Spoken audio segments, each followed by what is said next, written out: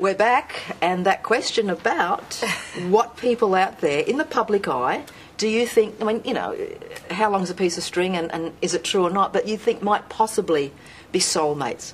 I mean, Brad Pitt and Angelina Jollie come into my mind as the first couple. Right.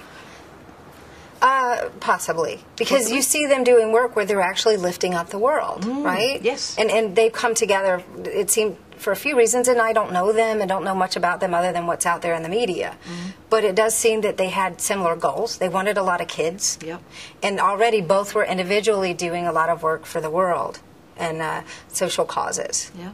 And so they seem to have heightened that in each other, which is good. And I actually know one of the people that Brad Pitt does work with through Global Green, the head of Global Green, and I know some of their journey that they're doing. And so it seems that they support each other and even stepping out further and even making their personal life an example of the world coming together, of embracing different cultures, and you know, buying a house in New Orleans after the horrible hurricane, for example, showing I'm willing to live here. This is a lovely place. Yep. And so I think that possibly, you know, and who am I to know, because I don't know them, but they do exhibit some of the signs of that.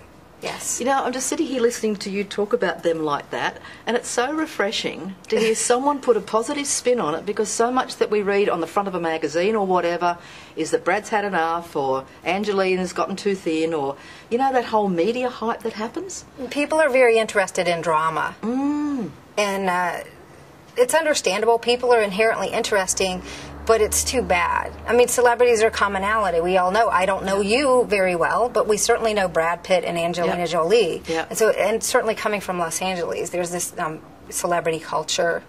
But I think it's just another form of gossip we've had, only now, because the world is so big and in a big city, it is a commonality.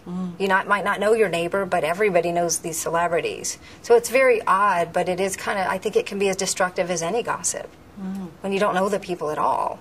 So, and as you say, you know, you said about when there's a bit of a hump in the relationship with your soulmate, is to always look at firstly why you love them, and secondly their good points. And you know, that's exactly what you've said about Angelina and Brad, as what they're giving to the world. Yes. And it's also positive.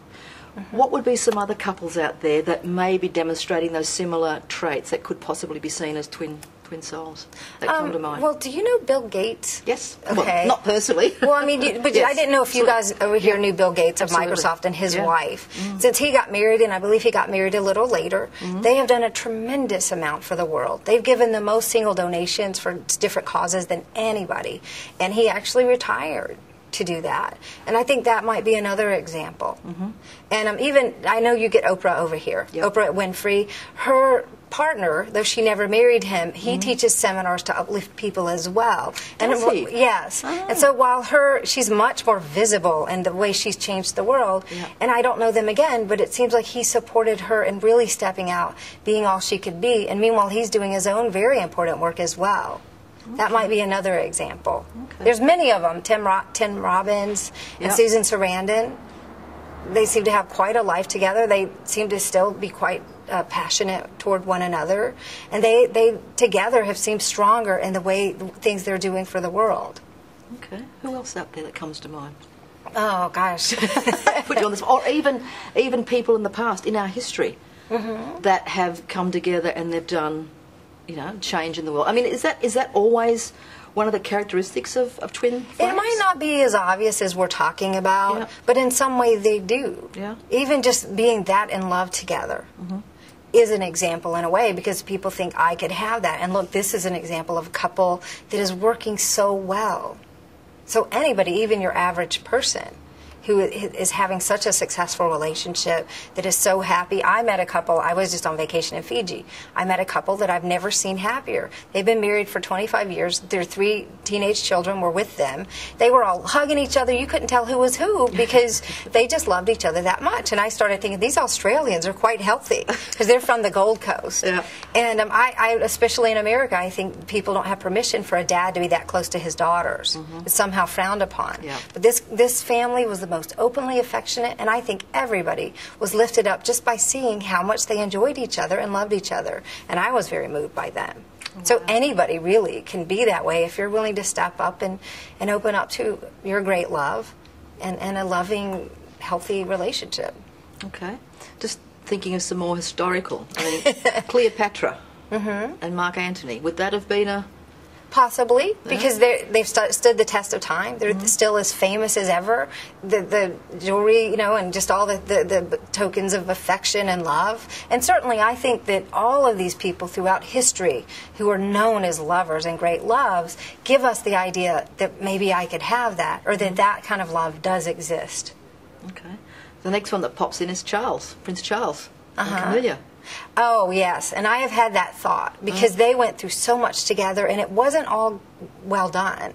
Clearly, there were some problems, and I think they had kind of karma to pay back in a way, which they did by being unhappy and not able to be together by the way it was conducted.